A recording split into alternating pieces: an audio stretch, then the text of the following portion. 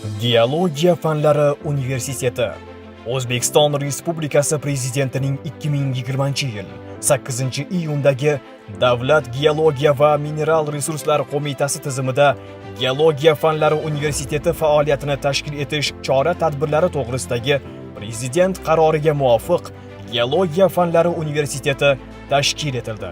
Yangi tashkil etilgan universitetning asosiy maqsadi geologiya sohasidagi ilmiy tadqiqotlar natijalarini amaliyotga joriy etish, o'qitishning zamonaviy uslublaridan keng foydalanish, geologiya sohasida yuqori malakali kadrlarni tayyorlash tizimini tubdan takomillashtirish, shuningdek, ta'lim jarayonining moddiy texnika bazasini ilg'or xorijiy texnologiyalar asosida mustahkamlash orqali xalqaro ta'lim standartlariga muvofiq raqobatbardosh kadrlarni tayyorlashdan iboratdir.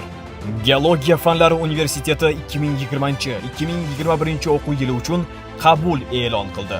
Bakalavriat ta'lim yo'nalishlari: geologik tasvirlash, foydali qazilma konlarini izlash va qidirish, neft va gaz geologiyasi, gidrogeologiya va muhandislik geologiyasi, foydali qazilma konlarini izlash va qidirishning geofizik usullari, geologiya qidiruv ishlari texnikasi va texnologiyasi, geologiya qidiruv ishlari iqtisodiyoti, magistratura mutaxassisliklari, GAT texnologiyalari va yerni masofadan zondlash usullari, geokimyo, mineralogiya va petrologiya, ruda va noruda foydali qazilma konlarini izlash va qidirish, gidrogeologiya va muhandislik geologiyasi.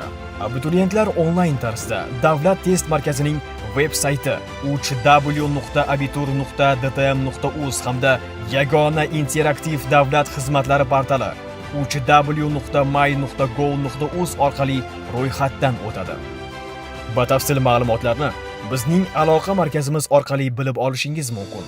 Call center ish vaqti soat 9:00 dan 18:00 gacha. Yakshanba dam olish kuni. Telefon 71 246 54 51.